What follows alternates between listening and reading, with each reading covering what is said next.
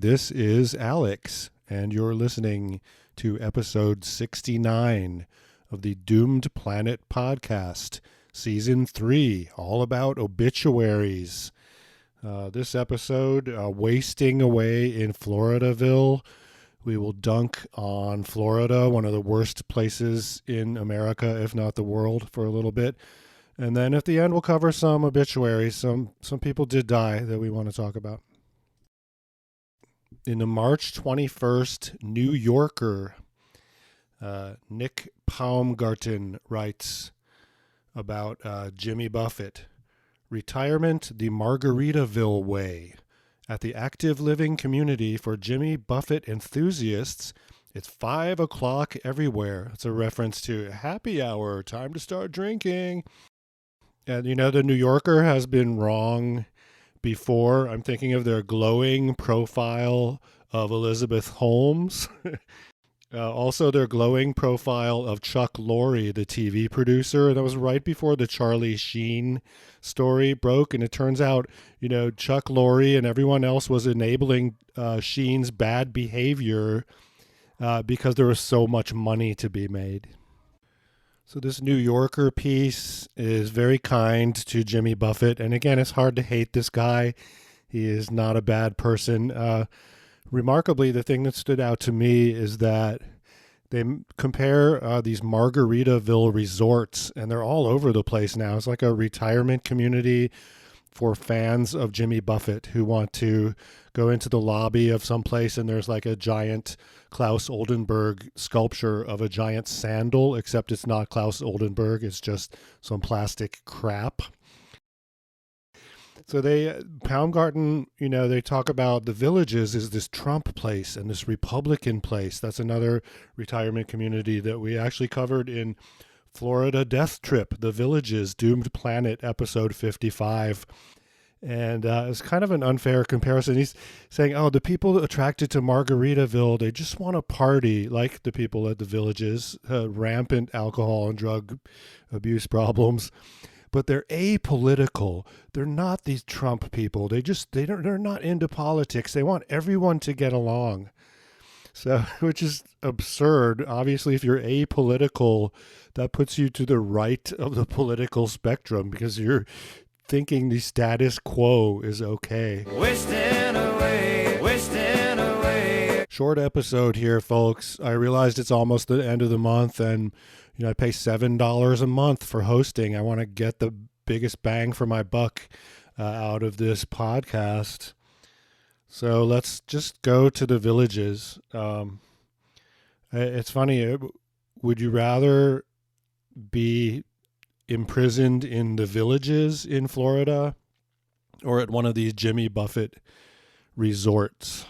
Again, he's written some good songs, and this cult of baby boomer white people that worship him, that's pretty funny. It's not all sinister. Meanwhile, their grandkids can't afford rent, but yeah, fuck it.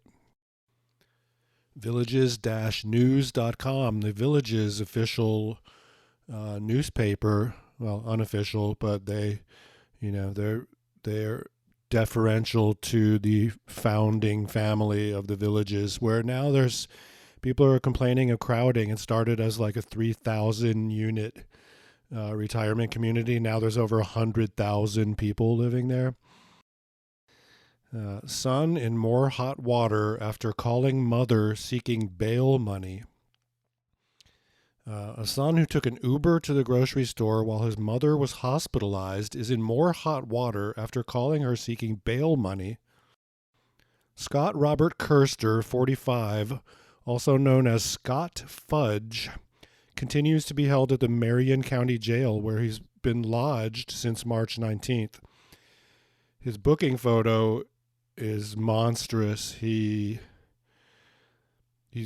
morbidly obese, giant jowls. His head is shaved in a weird way. He's probably suffering from mental illness. He was arrested after but in our carceral state, of course, this guy won't go to a mental hospital. He's just imprisoned.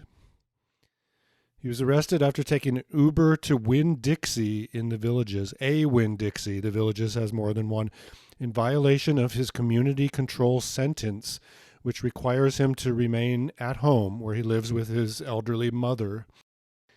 The arrest triggered an investigation that he attacked his mother last year after they left the Beef O'Brady's restaurant at Mulberry Grove Plaza. Beef O'Brady's, another horror of Florida. It's a sports bar, started in 1985. Actually, 1985, that's when sports bars took off because a bunch of people that own these dives realized, like, hey, we can put a TV in here. Michael Jordan will be on there, and we'll call it a sports bar. And Beef O'Brady's, yeah, it's got the typical fried onion rings and a Reuben sandwich and that kind of thing. And then you got people like Scott Kerster going in there causing trouble.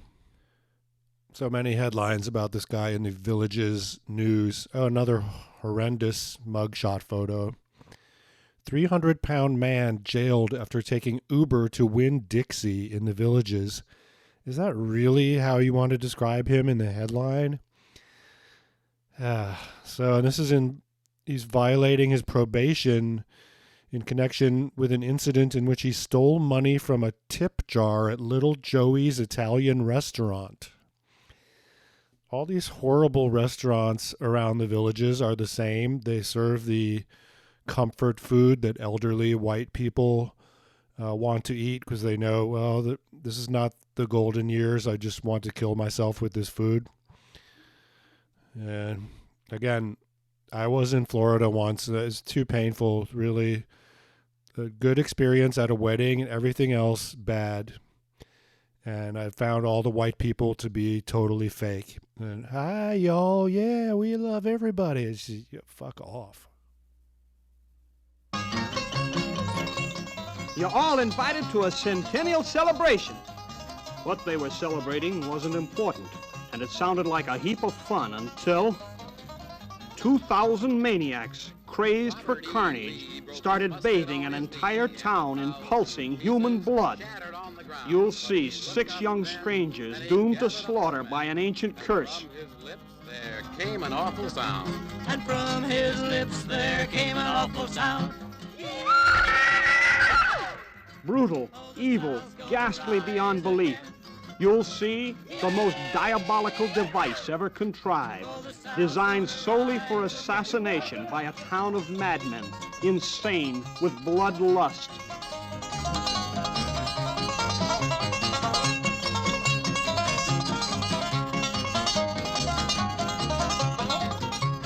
Stonewall took a gun and he made the Yankees run, but he 2,000 maniacs, gruesomely stained in blood color.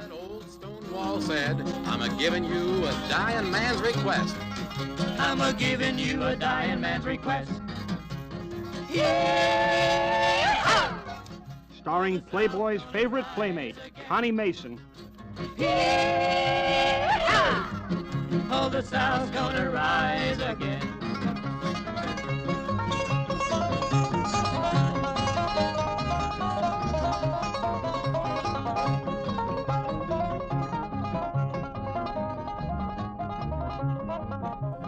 So, yeah, God. Scott Fudge Kerster was arrested for hitting his mom twice after they were at Beef O'Brady's. It's sad. And the crime section of the Villages news, it's really all petty crime. Oh, illegal man arrested for smuggling illegal immigrant, and a lot of DUI offenses or people being drunk, and a lot of stalking, like old crazy guys stalking other ladies in the Villages. Sick. Man who had been drinking at Margarita Republic arrested after hitting parked car at Town Square. Margarita Republic, not to be confused with Margaritaville resorts, bars, and whatnot. You know, Jimmy Buffett, believe it or not, does not have a patent on Hawaiian shirts and parrots and palm trees and alcoholism, or songs, glorifying tequila for that matter. If you want some starter dishes, some appetizers at Beef O'Brady's, right before you're going to go out to the parking lot at the Circle K across the street and hit your elderly mom. I don't know. They have I like this kind of food, bar food. You got a combo appetizer where you get mozzarella sticks, chicken tenders, onion rings. I mean, yeah, boom boom shrimp tossed in boom boom sauce. Steak nachos. Sure, why not? But would I eat there more than once a year? Probably not. And if I had to go there all the time and this kind of food was the only option, that would be the definition of hell. A-N-G-U-S, A-N-G-U-S. That's the Monday I like best. Beef O'Brady's Burger Mondays. Premium Angus blend with fries. Just $7.49 all day. I love our Mondays together. Beef up your Monday. Jealous woman jailed after allegedly attacking man spotted with another female at Tiki Hut. Woman arrested during nose-biting family feud after drinking at Cody's. Now, I know this kind of bullshit happens all over our very violent and, distressed at this point country, but there's something about it happening in Florida. Like, you're in this air-conditioned restaurant, sports bar. It feels really good in there. And then suddenly you're outside and it's, even though it's dark out and late, it's a 90 degrees, 100% humidity, and 24 forms of biting insects are suddenly spotting you, looking after you, trying to go get you. I mean, that is Florida. And, I won't even dignify the governor by mentioning his name, but there's a bunch of right-wing psychopaths in politics in Florida, like dangerous fascists. Forgot to mention that people in the villages, as well as at many Margaritaville resorts, drive around in golf carts. That is actually an eco-friendly alternative to driving like a Ford 350 that gets 7 miles per gallon. 81, and also it enables drunkenness. 81-year-old villager to lose license after golf cart crash at town square. Lose your golf cart license, and then what? Margarita Republic, again, cook, won't be prosecuted in felony battery case. So, yeah, he's looking for his lost shaker of salt, and he gets angry, and he realizes he's in Florida, one of the worst places in the world. Luckily, it won't exist 100 years from now because of sea level rise. It'll be a nice underwater Margaritaville artificial reef. Smell those shrimp, they're beginning to boil. Angry woman arrested after alleged attack on man friend over Facebook post. Gee, can you guess if this person in the mugshot photo is black or white? Unbelievable. Yeah, you think white people or poor white people have it bad in Florida? Imagine everyone else. Resident of the Villages arrested after trying to pry taser out of lady deputy's hand. The mugshot photo for Aaron Jonathan Gonelli, I thought you had to be over 50 or something to live in the Villages. He's got tattoos on his neck and his face, and he's obviously a troubled person. I guess he's literally grandfathered in. Like, if you're young, you can live there if you're living with grandma, but yeah, it's a big city now with big city problems. Robert Johnson of the Villages, 1939 to 2022. He lived a life well lived. You got a photo of him holding what appears to be a vodka tonic with a plastic stir stick and a lime. He's a gentle, caring, and wonderful man. So many of these obituaries are of people who died in their 80s. They're now, I guess those are baby boomers now, who had prosperous careers doing all this stuff, like in Ohio, working in corporate management for factories that no longer exist. It's troubling. And they're like, yeah, fuck you. I'm retiring. I got a lot of money because I plugged into the capitalist system right at the right time. And my children and grandchildren can't afford to buy food on a regular basis and are $500 away from having some accident ruin their financial situation. Yeah, sure enough, Bob rose in leadership in his corporate role at Firestone in Wadsworth, Ohio, retiring in 1999, right when these disastrous trade agreements started to kick in. And maybe there's still a factory. Wadsworth, it sounds like it's outside of Dayton, the rubber capital of the world. And boy, if you've ever been in upstate New York or in some of these Ohio towns, devastated when industry got up and left for cheap labor, it's sad. But, Robert, he made it. He's doing great. Of course, if you die at the Villages, you lose. A lot of these white people in the Villages news obituary section died of COVID, but you're not seeing that anymore. I think families are leaving that out. Maybe they're sad. Maybe, maybe we should have gotten Grandpa that shot. Or maybe I should have gotten a shot before I went and visited Grandpa. Florida. Venomous snakes. Biting insects. Descendants of the British criminal class. Hillbillies are not all nice to you. Some of them are deeply racist, serial killers even. Racial hatred that would be unknown somewhere like Seattle, although, every place in America is racist and has a history of that.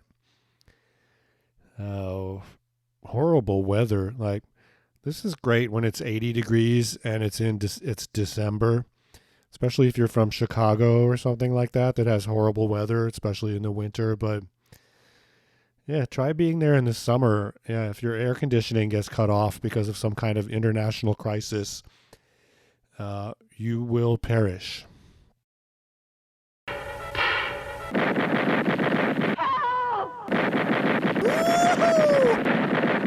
Right. Doom Planet fans. I get more traffic. No, Joe Rogan gets more traffic in 1 minute than I've gotten on all my episodes.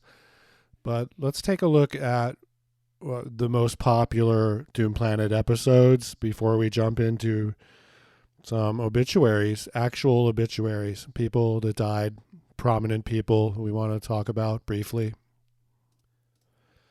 These stats are, for the most part, bullshit. There's a lot of web crawler activity and other stuff associated with podcasts, but our top 5, we've been doing this over 2 years now, our top 5 podcasts. Number 5, Florida Death Trip, The Villages. Number 4, Seattle cult TV star Dick Balch. Crazy guy who smashed up, used car dealer who smashed up his cars on TV.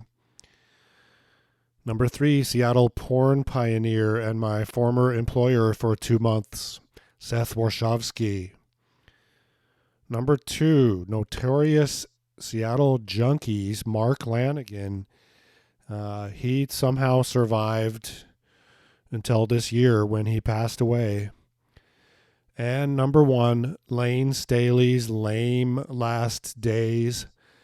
Kind of a sympathetic look at a gentle soul who, was in bad shape at the end. And, a lot of people sort of made a career for a while after covering the Seattle music scene.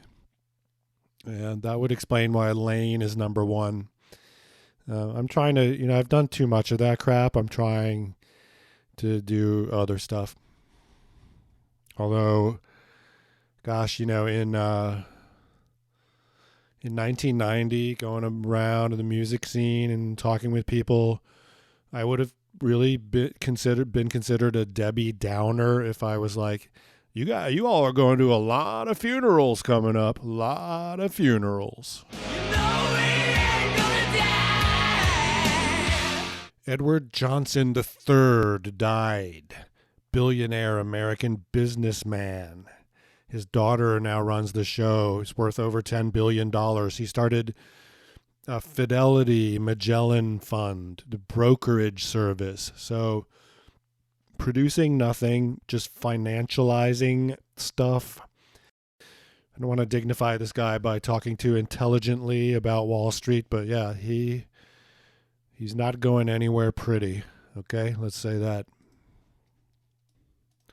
Don Young was the longest serving Republican in Congress in history. He served for 49 years. He's a right-wing chud, anti-abortion, drill baby drill, kill large animals, larger-than-life figure, and an asshole. And yeah, he won. He lived to old age. Steve Wilhite contracted COVID-19 on March 1st and died shortly after. It came on suddenly, his wife said. He woke up and said, "Honey, I don't feel good. I don't feel good at all." Wilhite created the GIF file. Now, he says it should be pronounced GIF. And that was an argument in the early mid-90s, like GIF or GIF. I'm saying GIF, and now that he's dead, he can't stop me from saying that. So, again, one of these privileged white males who had an incredible career, I guess working for CompuServe. That was a very early online presence. That was kind of comparable to AOL in the early days before the Netscape browser came along. Former Secretary of State Madeline Albright, one of the most successful female war criminals to come out of the United States, died at age 84. According to Jacobin magazine, she was a pioneering imperialist who passionately advocated greater use of deadly violence in pursuit of a U.S.-dominated post-Cold War global order, and killed many, many people in the process. The sanctions she presided over Iraq that killed 1 million people, half of them children. She famously said when quizzed about that on 60 Minutes, "We think it was worth it." And, okay, dude, you're gone. Goodbye. We have heard that 500,000 children have died. I mean, that's more children than died in Hiroshima. And is the price worth it? Well, let me just say that, speaking diplomatically, the world is a mess. I have been to those places, believe me. I have seen people that are dirt poor that then spend money on things that are not healthy. But it is exactly, I think, that out of that difficulty and challenge, it's a huge opportunity. Companies that have the capability of delivering a message that says you can help yourself. Is the price worth it? Humans might call psychotic behavior. Wild action, psychotic behavior.